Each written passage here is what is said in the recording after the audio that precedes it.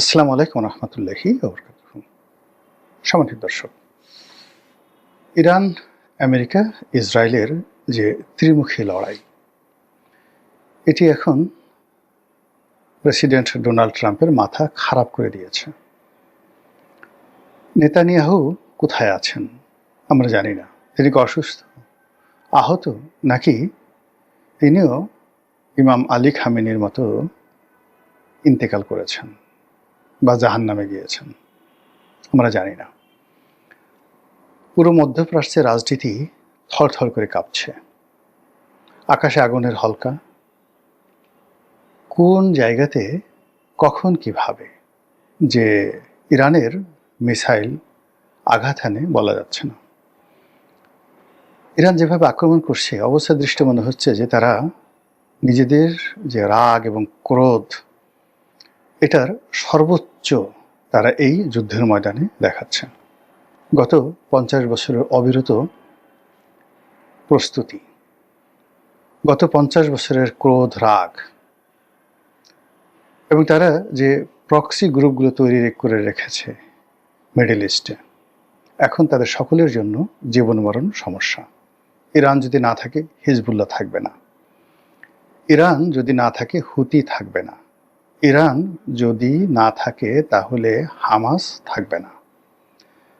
এর বাইরে অন্তত আরও ছোট বড় ইরাক, লেবানন, সিরিয়া, ইয়ামেন, ফিলিস্তিন, মিশর, জর্ডান, কুয়েত, এমনকি সৌদি আরবিয়াতে 100টার উপরে প্রক্সি সংগঠন আছে, সশস্ত্র প্রক্সি সংগঠন আছে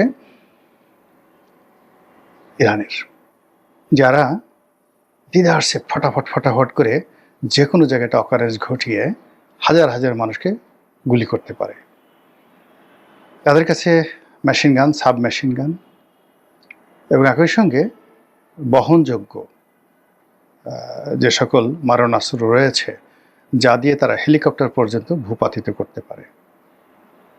তো এই যে প্রস্তুতি ইরানের, সেই প্রস্তুতি ইহুদিবাদের বিরুদ্ধে, সেই প্রস্তুতি ইসরায়েলের বিরুদ্ধে, সেই প্রস্তুতি খ্রিস্টানবাদের বিরুদ্ধে, মার্কিন আধিপত্যবাদের বিরুদ্ধে।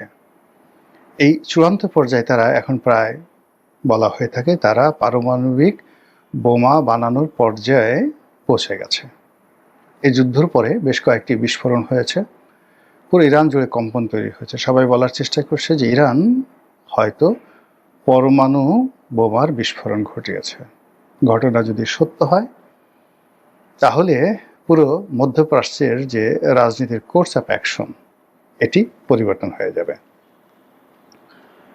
ইরান যে কাজটি করছে, তারা এবার মধ্যপ্রাচ্যের যে আকাশ প্রতিরক্ষা বহু, আমেরিকা এবং ইসরায়েলের যৌথ প্রযোজনাতে তারা ইসরায়েল এবং অন্যান্য আমেরিকা ইসরায়েলের বন্ধু রাষ্ট্রের যে সকল সীমানা রয়েছে, সেখানে তারা এই আকাশ প্রতিরক্ষা বহু তৈরি করে ফেলেছিল। এবং এই প্রতিরক্ষা বহু ভেদ করে ইরানের কোনো ক্ষেপণাস্ত্র ওই দেশে প্রবেশ করতে পারবে না, এরকম হুমবিতম্বি তারা করেছিল। সেই পুরো প্রতিরক্ষা বহু ভেঙে ফেলেছে। এখন ইরানের শাহেদ ড্রোন অনায়াসে, আমরা যেভাবে ঘুড়ি উড়াই, এইভাবে অনায়াসে নির্বিবাদে তারা এখন দুবাইয়ের আলবুর্জ খলিফা আলবুর্জ যে টাওয়ার, সেখানে আঘাত আনতে সক্ষম। তারা রিয়াদের হোটেল রিস কার্লটনে আঘাত হেনেছে।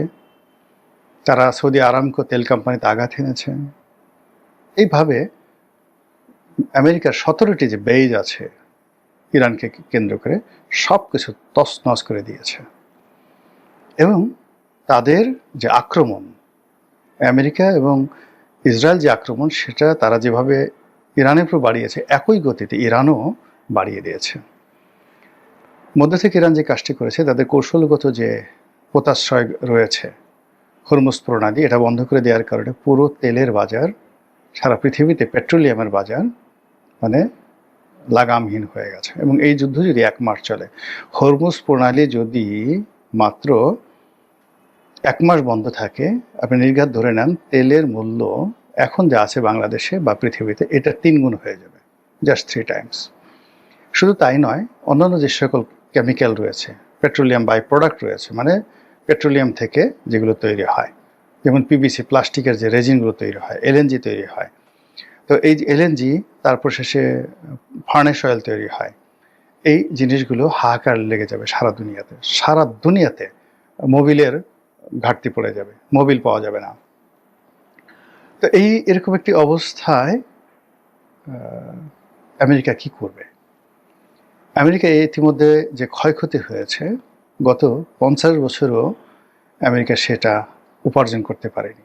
এই কদিনের যুদ্ধে তারা সর্বশক্তি, তাদের যে দাপট, মানে আব্রাহাম লিঙ্কন নামে তাদের যে একটা পারমাণু চালিত যুদ্ধজাহাজ ছিল, এটা আঘাত হেনেছে ইরান, এবং এটা এমনভাবে ক্ষতিগ্রস্ত হয়েছে যে এটি আর সমুদ্রে ভাসিয়ে রাখা যাচ্ছে না। এটি এখন সেখান থেকে ভূমধ্যসাগর থেকে সরিয়ে নিরাপদ জায়গায় আনা হচ্ছে মেরামতের জন্য। তাদের অন্যান্য যে যুদ্ধজাহাজগুলো, সেগুলো কাজ করছে না ঠিক মতো। বিরাট আর একটি যুদ্ধজাহাজ, মানে সেটার পুরো টয়লেট সিস্টেমটা নষ্ট হয়ে গেছে। এখন যারা সেখানে প্রায় 8,000-এর মতো সৈন্য আছে, সেই 8,000 সৈন্য মানে ঘন্টার পর ঘন্টা দাঁড়িয়ে থাকে টয়লেট করার জন্য। এরকম একটা অবস্থা তৈরি হয়েছে সেখানে। মানে প্রাকৃতিক বিপর্যয় যাকে বলে, খোদার গজব যাকে বলে, সেই জিনিসগুলো ইরানের জন্য তৈরি হয়েছে। এদিকে একজন বলতেছে ডোনাল্ড ট্রাম্পের শরীরে পছন্দ হয়েছে, রীতিমতো কুষ্ঠ হয়েছে, তার চামড়া নষ্ট হয়ে গেছে। এবং একটা ভিডিওতে দেখলাম যে সে এমনভাবে হাঁটছে, অনেকটা মাতালের মতো তারা ঘুরে পড়ে যাচ্ছে। সব মিলিয়ে আমেরিকার যারা পররাষ্ট্রমন্ত্রী আছেন, স্বরাষ্ট্রমন্ত্রী আছেন, তারপরে প্রতিরক্ষা মন্ত্রী আছেন, তাদের কথাবার্তা এলোমেলো হয়ে গেছে। এরা মানে আমেরিকার যারা জনগণ রয়েছেন, তারা এখন ডোনাল্ড ট্রাম্পকে দায়ী করছেন। তার যুদ্ধ করার ক্ষমতা কমানোর জন্য উহাদের পার্লামেন্ট, যেটা মার্কিন কংগ্রেস, তারা বিল আনছে যে ইসাকলি প্রেসিডেন্ট কংগ্রেসের অনুমতি ছাড়া যুদ্ধ ঘোষণা করতে পারবে না এবং যুদ্ধের আয়োজন করতে পারবে না। তো এই বিষয়গুলো এখন আমেরিকাতে ব্যাপক পরিবর্তন হচ্ছে, আর লক্ষ লক্ষ মানুষ হয়তো আর কদিন পরে রাস্তায় নেমে আসবে। এবং ইতিমধ্যে গত এই 4 দিনের যুদ্ধের ফলে সেখানে তেলের দাম গত 20 বছরে যেটা বাড়েনি, এইবার সেই তেলের দাম তারা বাড়িয়ে দিয়েছে সরকার। তো এই অবস্থাতে ডোনাল্ড ট্রাম্প কী করবেন? তিনি কি করজোড়ে ক্ষমা চাইবেন? তিনি কি এই যুদ্ধে ইরানের কাছে আত্মসমর্পণ করবেন? ইরানের যে ক্ষয়ক্ষতি হয়েছে সেটার ক্ষতিপূরণ দেবেন? কিংবা মধ্যপ্রাচ্যে যে সকল দেশ এখন আমেরিকাকে ছেড়ে গেছে, তারা বলছে যে তোমরা নিজেদেরকে রক্ষা করতে পারছো না, আমাদেরকে কিভাবে রক্ষা করবা?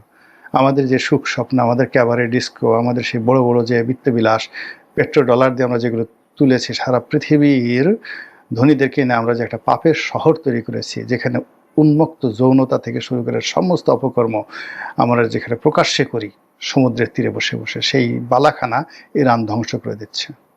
এখন ইরানের এই শাহেদ ড্রোন মনে হচ্ছে আজরাইলের ড্রোন। আমরা যে পৃথিবীতে অপকর্ম করেছি আমেরিকানদের কবলে পড়ে, সেই অপকর্মের শাস্তি আমরা পাচ্ছি। আর তোমাদের সাথে নাই, আমরা এখন ইরানের সাথে আছি। এইভাবে অনেকে রণভঙ্গ দেওয়ার চেষ্টা করছে।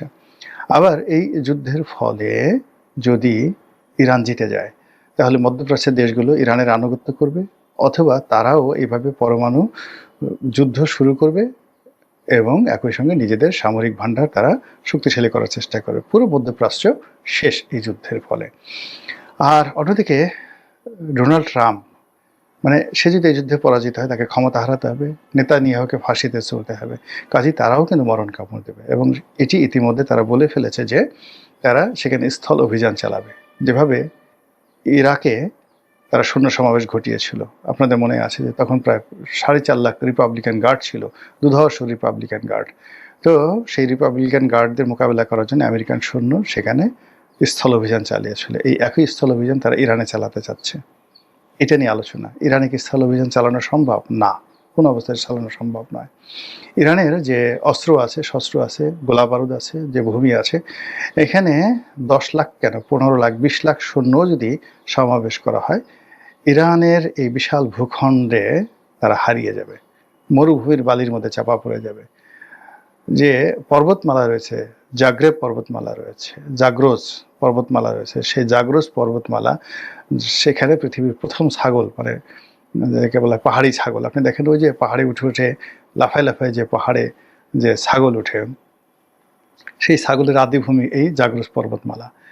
এবং এখানের অনেকগুলো পর্বতমালা রয়েছে ইস্পাহানের কাছাকাছি, যেখানে অনেক সন্ত্রাসী গ্রুপ 200 বছর 300 বছর, তাদের মধ্যে অ্যাসাসিনেশন একটা গ্রুপ ছিল, 300 বছর পর্যন্ত পুরো পৃথিবীকে তারা ডমিনেট করেছে। ওখান থেকে যারা একটা স্লিপ পাঠাতো যে অমুক রাজদরবারে রাজাকে হত্যা করা হবে, সেই রাজদরবারে কান্নার রোল পড়ে যেত, কিন্তু একমাত্র হালাকু খানি সেই তাদেরকে দমন করতে পেরেছিল। এছাড়া 300 বছর ওই দুর্ভেদ্য পাহাড়ি অঞ্চলে তারা লুকিয়ে থেকে সারা পৃথিবীকে তছনছ করেছে। এটা হলো ইরানের এমন একটা ভৌগোলিক অবস্থান, সেই ভৌগোলিক অবস্থান কারণে সেখানে যারা বসবাস করেন তারা প্রকৃতিগতভাবে ন্যাচারাল যে জাস্টিস তারা পান, ন্যাচারাল প্রোটেকশন তারা পান। সেই প্রোটেকশনের কারণে ইরানের সঙ্গে স্থল যুদ্ধ করা কোনো অবস্থায় সম্ভব নয়। তারা সৈন্য সমাবেশ করতে পারে, তাণ্ডব চালাতে পারে, জাস্ট লাইক আফগানিস্তান। তো আফগানিস্তানের ভূমি যে বৈচিত্র্য, সেই ভূমি বৈচিত্র্যের চাইতে 1,00,000 গুণ বৈচিত্র্য এবং দুর্গম ভূমি হলো পারস্যের ভূমি। তো আফগানিস্তানে যদি আমেরিকার ওই অবস্থা হয়, তা ইরানে কি হবে বুঝতে পারেন ব্যাপারটা। আফগানিস্তান ছোট দেশ, তার সঙ্গে সঙ্গে লোক সংখ্যাও কম, অর্থনৈতিকভাবে প্রযুক্তিগতভাবে তাদের কিছুই ছিল না। তারা শুধুমাত্র পাহাড়ের ভিতরে গুহায় লুকিয়ে থেকে সেই রাইফেল বা AK-47 হাতে নিয়ে তারা সেই হাতাহাতি যুদ্ধ করেছে। এটাই আমেরিকা সামাল দিতে পারেনি। আর ইরানের যে প্রযুক্তি, ইরানের যে ঐতিহ্য, ইরানের যে জনগোষ্ঠী, তাদের যে প্রক্সি গ্রুপ, এর সাথে 20 লাখ সৈন্য নিয়ে তারা যদি ওখানে যায়, 20 লাখ সৈন্যের একটাও ওখান থেকে জীবন নিয়ে আসতে পারবে বলে আমার কাছে মনে হচ্ছে না। তো কাজেই ইরান প্রকৃতিগতভাবেই অজেয়। আল্লাহ রাব্বুল আলামিন কিছু কিছু জায়গা অজেয় করে রেখেছেন, যেটা কেউ মানে কখনো আক্রমণ করে তাদেরকে পরাভূত করতে পারেনি। অনেকগুলো জায়গা রয়েছে, তার মধ্যে ইরান প্রধানতম। তো সেই ইরান নিয়ে এখন ডোনাল্ড ট্রাম্প যে পাগলামো করছেন, আমি মনে করি তার যত তাড়াতাড়ি সম্ভব তার যদি হুঁশ ফিরে আসে, ততই পৃথিবীর জন্য মঙ্গল, তার জন্য মঙ্গল, আমেরিকার জন্য মঙ্গল। আসসালামু আলাইকুম রহমতুল্লাহি ওয়া বারাকাতুহু।